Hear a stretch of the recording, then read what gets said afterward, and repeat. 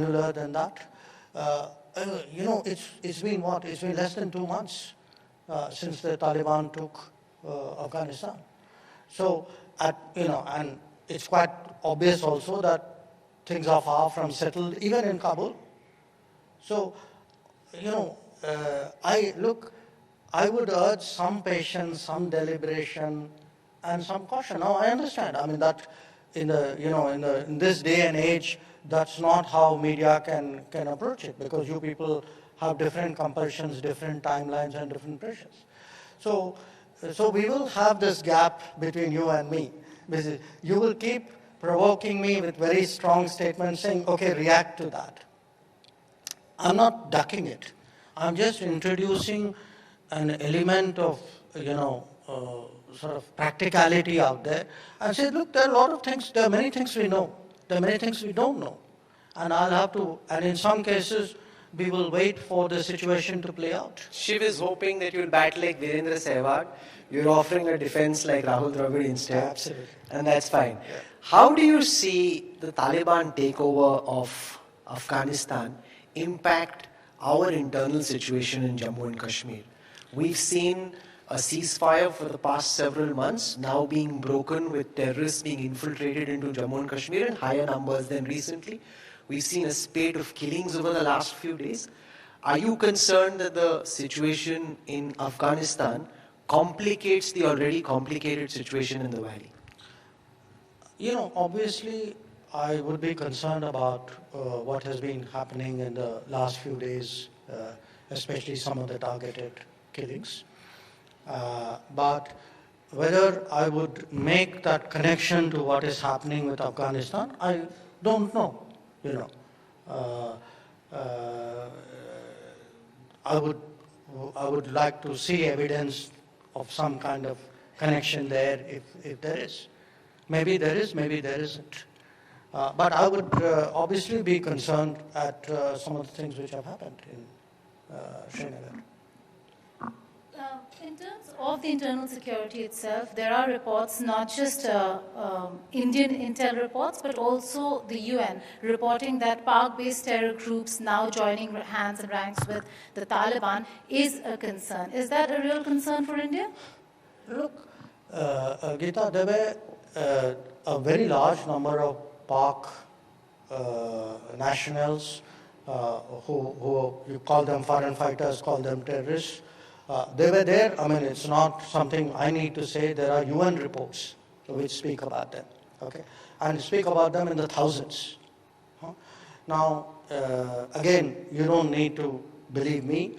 Look at some of the debates which are taking place even in the United States, in the Congress, congressional hearings, questions being asked saying, what was the role of Pakistan at this point of time in that situation? And you've seen the responses from the American administration, which are very telling. So things are happening there. I mean, the role of Pakistan in what happened in Afghanistan is not a secret. I mean, it is very, very public. It is more public now because even they now speak about many of these things. So obviously that is a concern for the entire neighborhood. I mean, for the whole region. Minister Jaishankar, staying with Pakistan for a moment, there's been a ceasefire, between the two sides since February this year. The ceasefire violations themselves, as a result, have gone down, but there are still infiltrations happening. Dialogue hasn't been happening between the two sides for a while now.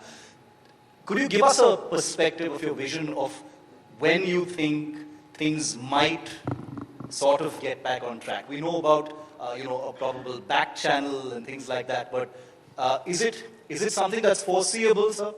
India and Pakistan talking to each other again? By the way, I mean, the sense we don't talk is a bit exaggerated. They have an embassy. We have an embassy. I mean, our foreign ministry talks to the embassy, their foreign ministry talks to our embassy. So it's not like there's no communication. I mean, diplomats have continued to do what diplomats are supposed to do. I think the issue which you are, in a sense, pointing to was the fact that previously there was a beyond the routine diplomacy engagement on a on a certain set of issues.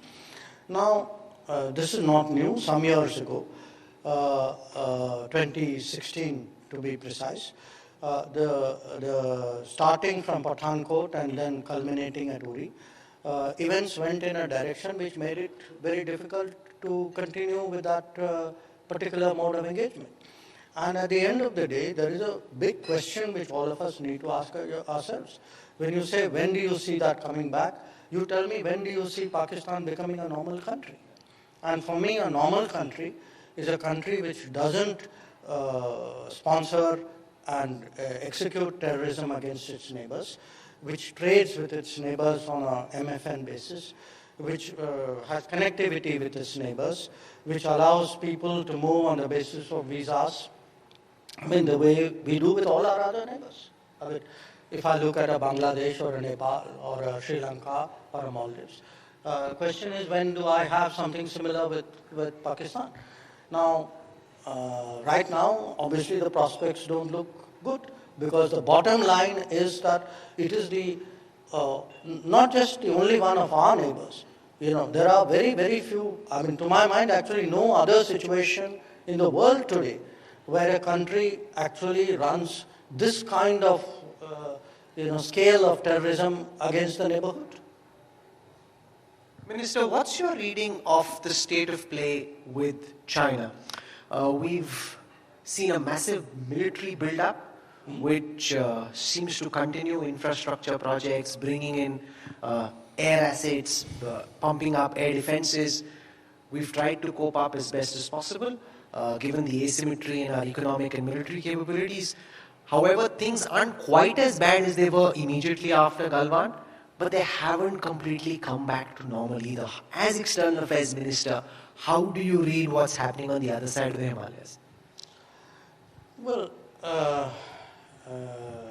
the way I read it is that we, from the 1980s, I think developed a workable, decent relationship with the Chinese, predicated on the fact that there would be peace and tranquility in the border areas.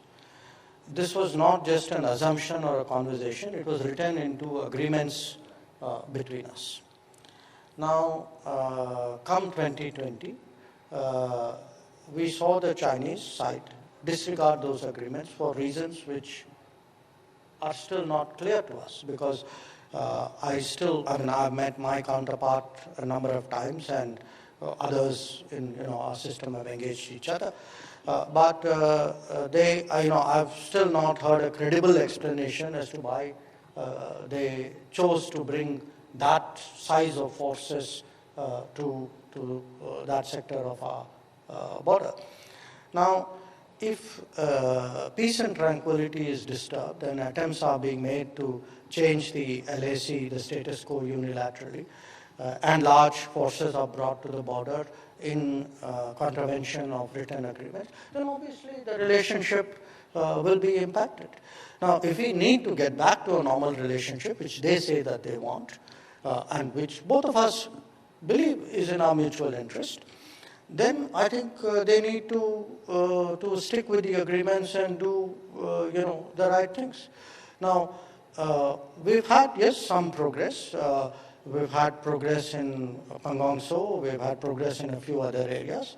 But I think the larger problem remains, which is that there is a very sizable Chinese force very close, close if not at the LAC. Dr. Jaishankar, it's not so much the achievements of Modi administration in international affairs, but